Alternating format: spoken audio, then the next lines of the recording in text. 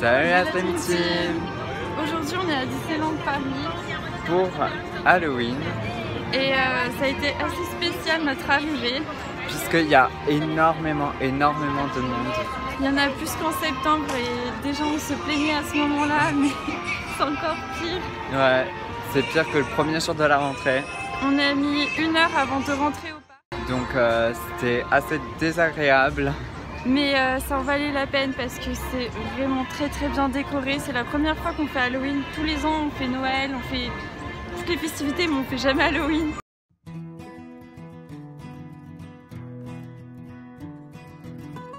Nous allons maintenant assister à la parade d'Halloween.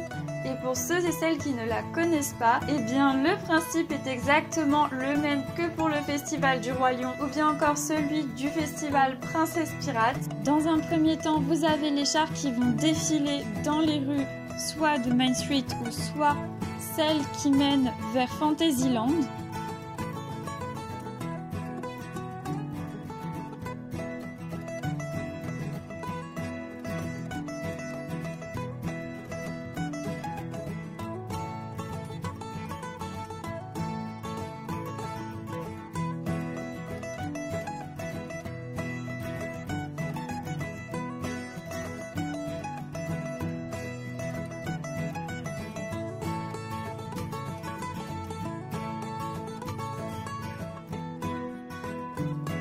Une fois que les chars vont rejoindre la place centrale située vers le château, les danseurs vont donc s'écarter de leurs chars principaux et vont venir danser sur les estrades. Si vous êtes plutôt team danseur du Phantom Manor, je vous conseille vraiment de vous mettre plus du côté château.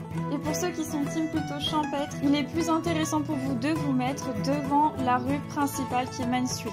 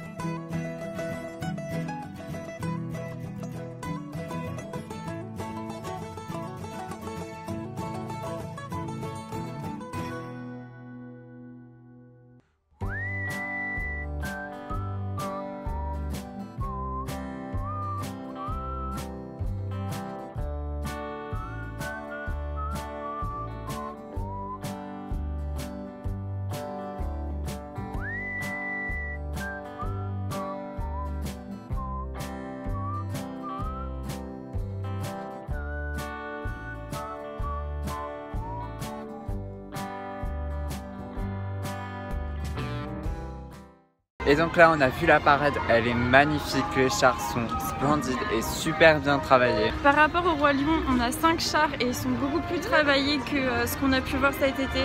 Ils sont grands et ils sont visibles de loin, du coup c'est un peu plus adapté pour les petits parce qu'ils peuvent plus facilement les repérer. C'est ça, même les personnages, je trouve qu'on les voit beaucoup mieux que pendant le festival du Roi Lion et ça c'est extraordinaire. Sinon ce qu'on a beaucoup apprécié bien sûr c'était le char principal où il y avait Mickey ainsi que Mélanie, la mariée. C'était super bien thématisé et c'était en lien avec Disneyland Paris et pas avec les autres parcs. Donc voilà, c'est un petit plus. Et vraiment, si vous êtes fan de Disneyland Paris, que vous voulez faire une saison dans l'année, il faut venir pour Halloween. Et le seul point négatif qu'on peut dire par rapport à cette saison, c'est qu'en boutique, pour trouver les objets sur le thème d'Halloween, il y a des boutiques précises où il faut aller. Parce que dans les autres boutiques, vous allez trouver du merchandising autour de Noël et pas de Halloween. Et bien sûr, dans le parc, ils n'ont pas thématisé sur le thème d'Halloween. Il n'y a absolument rien, mis à part dans la boutique de la Hollywood Tower, où là vous avez du merchandising sur Halloween, mais que vous pouvez retrouver dans ce parc-là. Donc oui, c'est dommage d'avoir pris qu'un seul parc et de prendre uniquement le studio quand c'est Halloween. Sinon là, on va essayer de rencontrer les personnages s'il n'y a pas beaucoup de monde. On se retrouve juste après.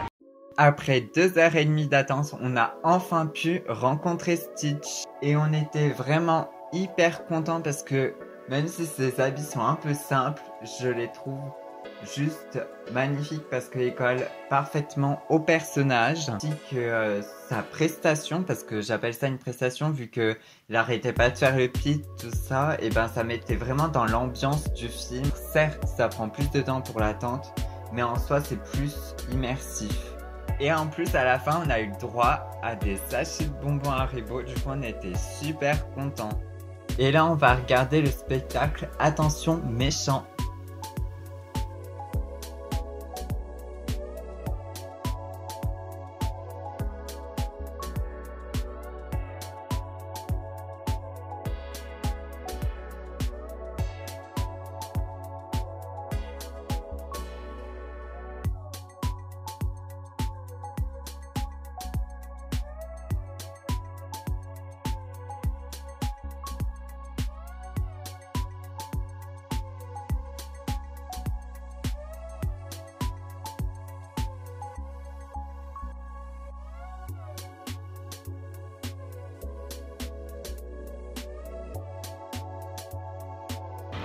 Du coup, on sort du spectacle de la grue.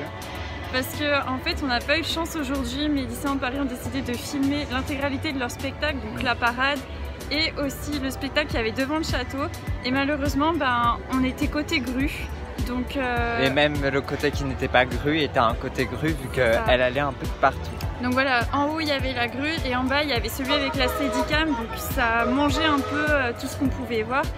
Ajouter à ça les gens aussi qui mettent leurs enfants sur les épaules, et ça se comprend parce que c'est pas assez visible pour eux.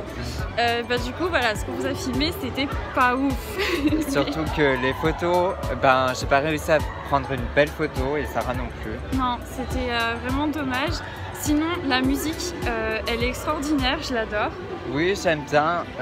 Par contre il y a quelque chose que j'ai pas compris parce qu'il y a des moments où la voix d'Ursula part trop fort dans les écus et ils mettent le micro quand même à fond et du coup ça fait une espèce de saturation, j'ai trouvé. Ouais, il y avait une petite saturation dans le micro, mais hormis ça, oui, ça allait. Ça allait, franchement, les déguisements ils étaient très bien réussis, les chorégraphies, tout s'enchaînait assez bien. Voilà, c'était dommage parce qu'on n'est pas venu le bon jour par rapport à la grue et toutes leurs installations. Malheureusement, il nous reste plus beaucoup de temps parce que, comme on vous a dit précédemment, Stitch nous a pris énormément de temps. 2h30, et sachant qu'en plus pour arriver dans le parc, on a mis aussi 1 heure à faire la queue pour les billets et tout ça. Donc c'est vrai que c'est dommage, on n'a pas pu profiter à fond de cette journée. Mais on sera à nouveau là. Le week-end du 3 novembre. Donc on se donne rendez-vous le 3 novembre et sur ce, on va se quitter avec quelques décorations qu'il y a dans Frontierland. Maintenant, nous nous dirigeons vers Frontierland puisque c'est là où nous retrouvons essentiellement les décorations en lien avec Halloween.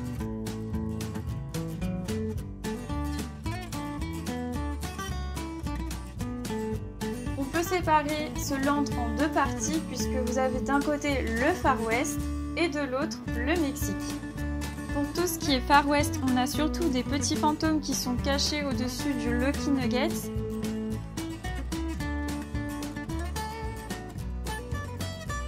On a beaucoup, voire énormément de citrouilles que l'on peut retrouver de part et d'autre pour nous rappeler cette ambiance un peu country et en même temps un peu fermière. Pour les fantômes, ça nous évoque vraiment tout cet aspect qu'il y a autour du Phantom Manor et c'est un petit clin d'œil qui est assez sympa.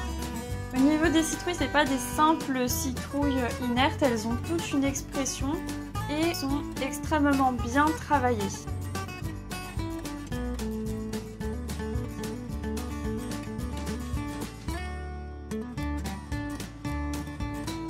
Pour la deuxième partie de ce land qui est plus orientée donc vers le côté mexicain et vers la fête de la Dia de los Muertos, on retrouve essentiellement des calaveras et des squelettes qui sont déguisés dans des costumes traditionnels mexicains. C'est une fête qui est assez populaire donc au Mexique et c'est le moment où les morts retournent dans leurs familles respectives et elles peuvent le faire grâce aux fleurs de cempasúchil. C'est pour ça que vous en retrouvez de part et d'autre dans ce parc.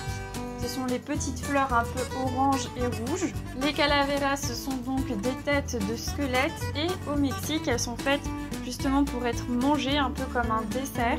Ce qui nous touche énormément dans ce land, c'est toute cette partie qui est colorée, qui est festive, alors que le thème principal reste quand même un peu la mort. Et justement, c'est la fête qui veut ça. On retrouve ainsi ces éléments près du Big Thunder Mountain, mais aussi au restaurant Fuente del Ojo, où vous pourrez assister à un concert donné par des mariachis qui sont sensationnels. Honnêtement, vous avez l'impression de vous retrouver à Mexico. C'est extraordinaire, c'est coloré, et puis la statue de Dante est impressionnante. Ajoutez à ça les papels Picado qui sont des guirlandes qui retracent la vie et l'histoire surtout du film de Coco.